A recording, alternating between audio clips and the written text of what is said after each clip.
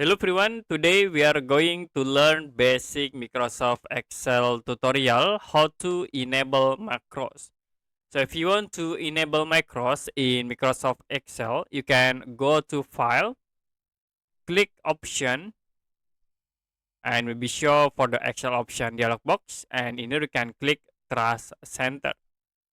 The next click Task Center Settings. Make sure you click on the macro settings, and then you can click at these options to enable all macros in your Microsoft Excel.